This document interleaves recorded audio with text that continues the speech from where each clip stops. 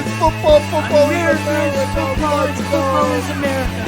If you don't like it, you can kiss your candy ass at the moment in time. I don't give a damn. Oh my God. You love this. 30-27. Chiefs win. Chiefs win 30-20.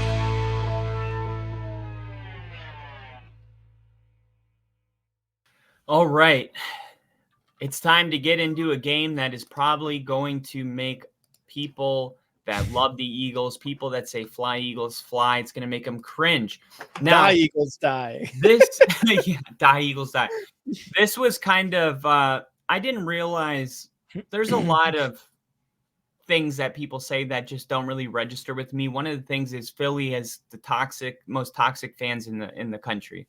Mm-hmm. I've never really noticed, to be honest. But I've also kind of lived in a downtown city of Miami for a large portion of my young adult life. So I don't know. I just noticed people in the city, they seem more rude because they're in a hurry and there's places to be. And there's just a different set of cultural rules in the city. And I guess Philly's kind of tough on each other, and that's just the way they are. I just respect their culture. Like, that's what they do. They fucking cuss a lot. They talk shit. They don't talk about their feelings very much. That's what you do in Philly. And yeah, that's true. I always thought it was cool. I was like, that's their shit over there. But you're really seeing fans turning on each other. There's fist fights at the stadium. This got totally just blown out of proportion. Philly shouldn't have lost like this in the first place. Way too talented to go down like this. Some people happy about it because Sirianni talking shit to the Chief fans, saying like, what did he say again? He said, how about that, Chiefs, or something like that? Yeah. I don't hear you now, Chiefs. I don't hear you now, Chiefs. Yeah. And then meanwhile, you can't even captain his own ship. So this was actually really sad because Jason Kelce did announce his retirement today. We made a post on our YouTube page about it. And the Eagles, they couldn't tackle. We tried to wait, but I think I mentioned it like 2 times already because it was so difficult to watch, man. So bad. Philly was tackling at best a Pop Warner level. I mean, they weren't wrapping up. They weren't going low. Like and that's where it kind of is like, did they not want it? And then Trey Palmer, what a game Trey Palmer had. Trey Palmer went absolutely off, multiple touchdowns. Not the guy I thought. Mike Evans was great. He had an uncharacteristic drop, but Palmer ended up scoring on that same drive, so it's not a big deal. Totally not like Mike Evans. I expect that to be different next week, but I think for Tampa, they really just kind of stuck to what they do well. And let's be honest, nobody felt great about this team entering the wildcard week because of their game against the Panthers, that ugly 9-0 game.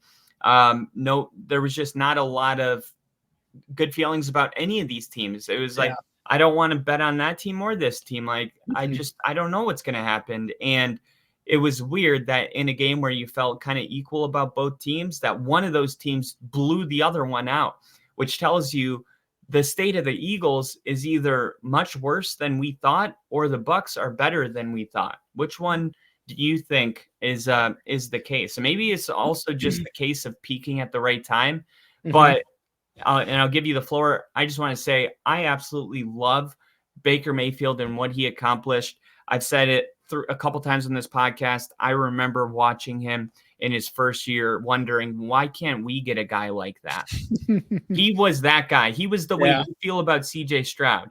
That's how I felt about Baker Mayfield, because I was watching him just go toe-to-toe with Lamar Jackson and scoring 40 points and taking shots. And Baker's always been a baller, man. Yeah. And the one thing is that a lot of players that are kind of a little bit crazy in college, like Johnny Manziel, and they kind of fade out of the NFL because they're not focused or they don't like studying.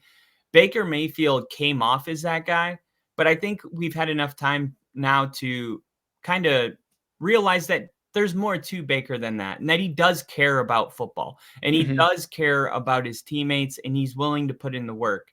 I think so easy as a society, we love to just throw people in categories. Baker Mayfield, he's just another Johnny Manziel, Yeah.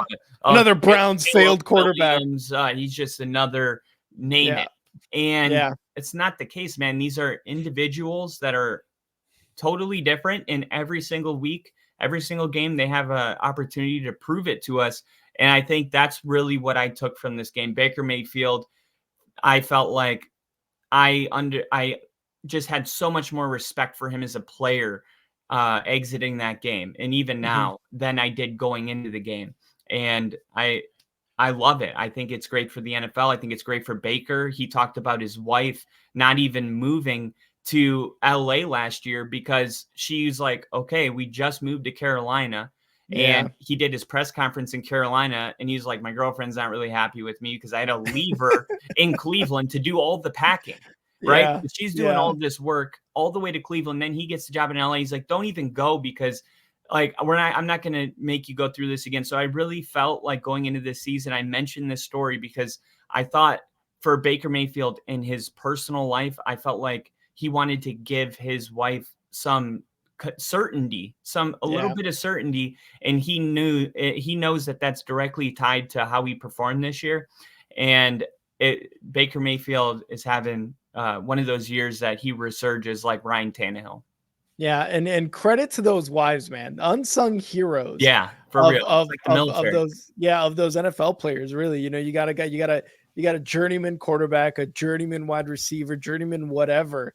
Those wives are right there behind them, supporting their husband, their person, right? So shout out to them because it's not really talked about, but it should be very well respected.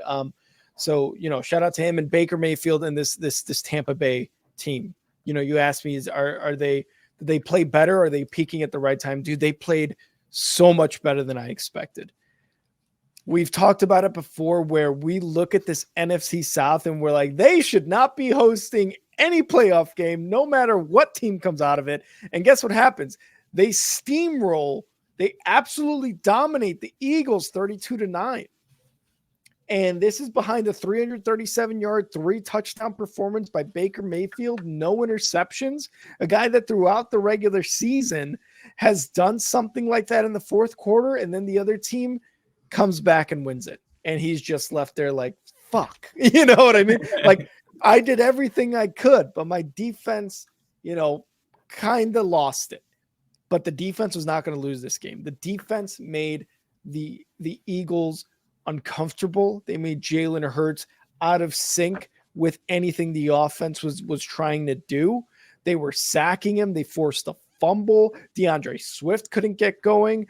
The Eagles' best receiver was, Devontae Smith, and Devontae Smith is a good receiver, but you could tell they were missing really the playmaking ability of AJ Brown. Devontae Smith had a hell of a game, 148 yards on 8 receptions. He was balling out on that offense, and he was the only one doing it. He really was the only one doing it on that offense. He said, I want to credit Devontae Smith and because the Eagles lost, by fucking 23 points. I want to give a lot of credit to Devontae Smith because they said, hey, you're going to be the number one. And he said, got it. And he went out there and he played like a number one receiver. And so I just want to tip my cap to him because he deserves it. Yeah, he would be a number one receiver without AJ Brown. And I don't know if AJ Brown would have made that much of a difference because this is the stat I was going to say. Jalen Hurts faced 13 quick pressures in Monday night. That ties for the most quick pressures faced in a game in Hurts' entire career, including the playoffs. So I think that's really kind of why the passing game wasn't working as well as normal is because Jalen Hurts hasn't been pressured like this. It's not the normal. This is one of the best offensive lines in the league. And it's not like we came into this game thinking that they weren't going to hold up. I mean, we thought that they were going to hold up. And it's kind of sad too, because with Jason Kelce retiring, it's like, at least you want to feel like your offensive line, did their job. And we saw pre-snap penalties. We saw constantly Buccaneers getting into the backfield. Just not a good day for anything. There's not really anything besides Devontae Smith that you can point to and be like, that was a good thing. Yeah. And then Rick, who was the Buccaneers quarterback last year? Tom Brady. Tom Brady.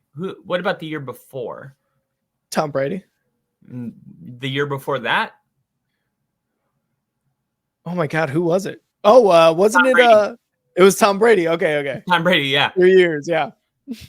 I just wanted to preface with that because what I'm about to say, I think I know what you're about to say. You might want to stand up because you're going to end up standing up after I say this. Baker Mayfield is the first Buccaneers quarterback to have 300 plus passing yards and 3 touchdown passes in a playoff game in Tampa Bay Buccaneers history. Wow. Not even the GOAT himself had, Jordan Love with the record breaker, CJ Stroud, Baker Mayfield. What an amazing just weekend for the underdog quarterback. What a unique collection of quarterbacks for these stats to be held by. Like you said, what just underdogs all the way. And for my MVP in this game, I know I'm not creative. I'm going with Baker Mayfield. Man. Yeah. The one play that stands out a lot, and it was just Baker made so many just top tier plays. He made a handful, like a dozen. He made a dozen throws probably in this game that you only see elite quarterbacks make. I'm not saying Baker's elite. I'm saying he played elite. If he can continue that, then we could revisit that conversation. But Baker Mayfield, he's the reason that Tampa got out. I mean, you can credit, this was a team win. So it's hard to give it to one guy, but I'm going to give it to Baker. The one throw that stands out the most was at the very end of the game when Philly brought a bunch of pressure and Baker just threw it up. Yes. Right up the seam to Chris Godwin.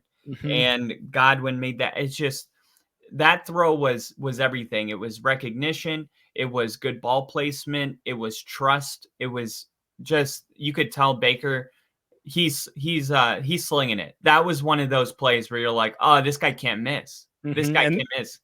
And during the game, we both saw that. We're like, he's throwing it up. Oh my God. And then who was there? Godwin, just with the catch. And we were just both like, how? That was just a rainbow.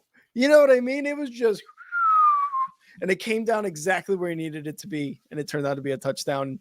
So credit to him, man, because he is also my MVP.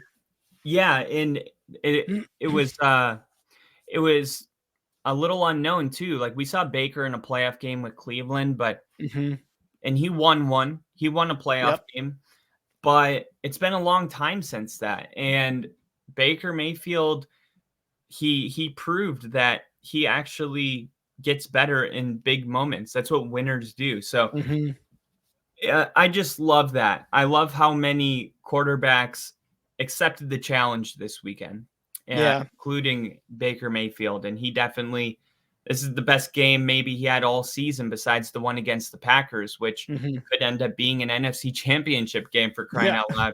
So yeah, man, we got the same MVP there. And that is the final wildcard weekend game that we had. What a weekend. I wanted to make one more point about that Philly game because I'm seeing the banner change ahead in Philadelphia, and it has to do with Nick Sirianni. Goes to show you that, I don't want to talk shit about an entire city's fan base, but as Nick Sirianni was heading out the tunnel, you had one Philadelphia fan throw his bucket full of popcorn at Sirianni as he was exiting out. He's like, "You're gone, Sirianni," and he threw it out. Clearly he was drunk, clearly upset with the result, but that's just a little taste of why people say that Philadelphia fans can be one of the roughest fan bases to please and just to, that are assholes really in general. So I just wanted to leave that little note. It's so different. It's such a different approach, man. It is. I saw 2 years ago, 3 years ago, actually 4 years ago, I saw Joe Flacco's game with the Chiefs in person. I was like, I want to see the Chiefs. It has to be the Chiefs because that streak was at like 8 games at that point. I thought it was going to end. Little did I know that we weren't even 50% done with the streak. But anyway, it was like 40 something to like 7. And I waited for my players to come out, and I saw Joe Flacco and I saw our head coach. I never once thought about insulting them. Like, I've always felt like, man, they really need to be loved on right now. Like, you can tell that they're down. And I just, that's so different. Like the whole, like, kick them while they're down approach. It's different in Philly. I just don't think that that's going to get anybody anywhere. I feel like that's a lack of emotional intelligence. Like, it's just like, it's super reactionary, and it's not enough. It's not good, man. It's toxic. That's not good. And even the game I went to week 1, I saw Sean Payton walk out of the thing and then get in his Mercedes and drive away. I was with 200, 300 fans. We all had the power. He would have heard us. He was literally 10 feet away from us. We could have all been like, fuck you, you're a fucking bum. Yeah. You know what I mean? Like, the Raiders, are you fucking kidding me? There's a lot of things that we could have said. Not one person said anything. Not even like somebody said something, everyone else was like, shut up. Nothing. That's just that's not our fan base. Exactly. And it's crazy how different fan bases are throwing popcorn at. I didn't even hear that. That's insane. Like, he would throw his popcorn at the man. Like, dude, you paid $8 for that popcorn, dude. What are you doing? Yeah. And it's also like, dude, what is he gonna do? Is he gonna be able to fight you? No. So like, that's like, so, to me, only a coward does something to somebody that literally is in a position that they can't do anything back. And again, that's just a small example of one fan. You know, we try not to like do that to an entire fan base, but sometimes, man, it just seems to hit at the right moment.